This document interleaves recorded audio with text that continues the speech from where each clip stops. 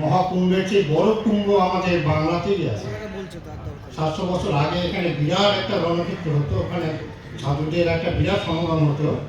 যেমন ঋষিকেশ থেকে সাধুরা যখন উপর থেকে নিচে আসতো গঙ্গাসাগরে আসতো, গঙ্গাসাগরে চান করে ততক্ষণ গাড়ি ঘোড়া ছিল না। হাঁটা পথে আমাদের ত্রিবেণী, এই যে আমাদের হুগলি জেলা নদীয়া জেলার মাঝখানে যে ত্রিবেণী, ত্রিবেণীতে আজ থেকে অনেকদিন পুরনো তার সংস্কৃত আছে এলাহাবাদ হলো যুক্ত বেণী।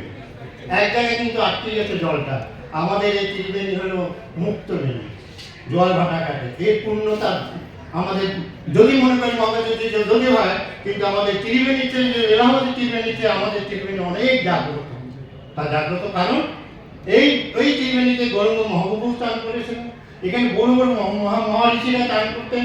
এখানে সব কিছু এখনো আমাদের ত্রিবেণীতে যদি কেউ যায়, আমি ত্রিবেণী যদি যাই, ওখানে বিষ্ণু মন্দির আছে, এখনো তার ফলকটা রয়েছে, সেখানে মাজার রয়ে আছে।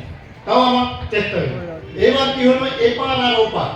ওপার আমি কল্যাণীতে আমরা কয়েকজন মহারাজরা মিলে আসি, আর ওপারে এর সুসংবাদ থেকে কি ওপারেও মহারাজ আসছে, এপারেও মহারাজরা আসে।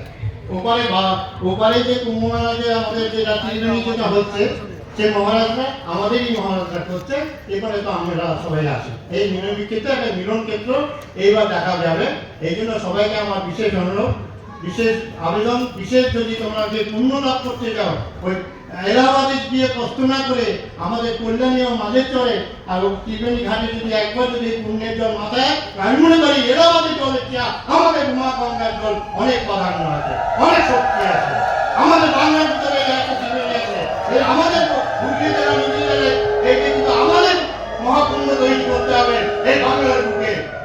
আমি আর কেন বলছি, এই নিয়ে আমাদের 4 বছর ধরে ওখানে আমরা মেলা করে যাচ্ছি, পরিচয় করাচ্ছি, সবাই যাচ্ছে বলো হরিওম দর্শক।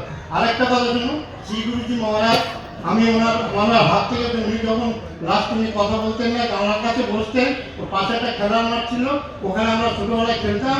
আর আমরা ওখানে খেলাচ্ছি, বেশি মহারাজের কাছে হাত পাততাম, কার হাতে লেবু পড়তো, কার আপেল পড়তো, দিত, আমরা চলে যেতাম। ওনার যে সামদিনে ওনার আশীর্বাদ আমার মাথায় আছে ছোটবেলা থেকে। আমি শ্রী গুরু সম্পর্কে অন্তর থেকে ভালোবাসি। হরিওম দর্শক।